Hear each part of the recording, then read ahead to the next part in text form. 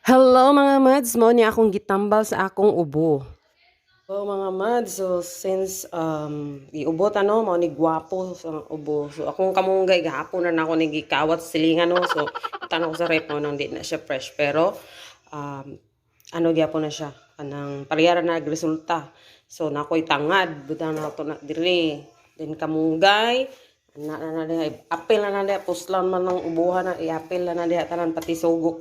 Tas ang kining kalabo ana butang na din na tumbukalan din kaning luya butang na pud dokdoka pud siguro ng luya no so dokdoko na to ning luya kanilang akong gamiton no di na kinahanglan na siya panitan ugasi lang so ugasan sa nato.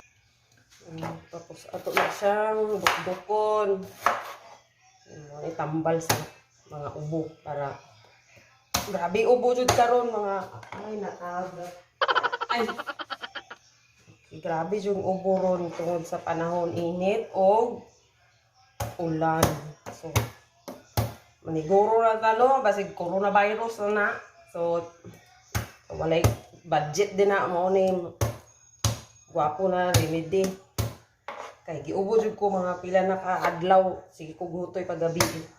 Mo ni akong gina ano since kahapon nagsugod ko kagabi tingala ko wala na ko gihutoy so mao na akong gi inom tapos butangan ako na siya kuan tubig mao na ni siya akong imnon tibuok adlaw. Okay, then bukala na to na siya mga mads. Okay, ana ra siya then bukalan. Then i-drain na tong tubig, mao na tong himuon og tea para sa mga anti-coronavirus. Kay grabe jud panahon or binag ka ng delta. So mao na siya. Ayaw na kayo pangkutluan na diretso na nagbutang diha tanan kay anyway di man nimo na kauno ng sabaw ra man imo imnon. Larga na. Dara 15 minutes na gibukalan. Ana. So gawas na mga halang sa luya o kuan vitamins anang kamunggay sa so, na siyang palungon. Okay, samtang init pa na siya din ha magkuha na ko para sa akong duha ka ano lang ani kana so mo na siyang kung ano tulungan na lang ako. Okay, then butangan ako na siya og kulangan pa.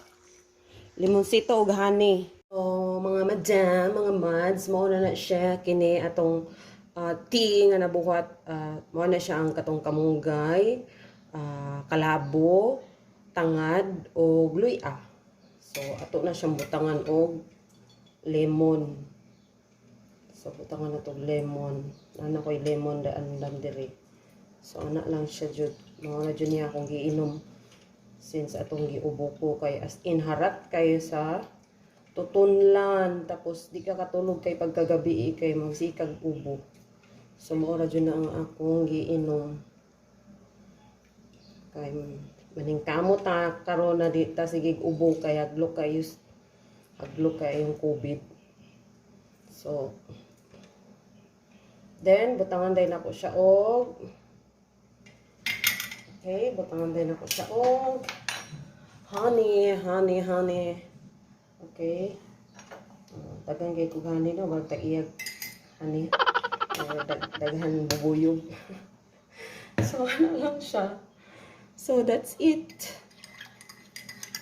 So mo na ni siya akong imnon. So ginainom na ko ni siya every 4 hours. So ang the rest na ko ato is ginabutang na ko siya sa jar. Ginabutang na ko siya sa jar ang the rest. So, ang the rest, ginabutang na ko siya sa akong thermos para init pa kaya siya. Okay. Okay. Ginabutang na ko na siya din ha. Oh. Igo ragid siya sa akong thermos. Para din ako maginit-init on niya. Diretso na ako butangan og diretso na ako butangan og lemon o honey. Okay, so manginom dara. Okay, so manginom na ta para dili ta ubohon. Okay, o mawala ang atong ubo. So mao na siya. Inuma samtang init pa.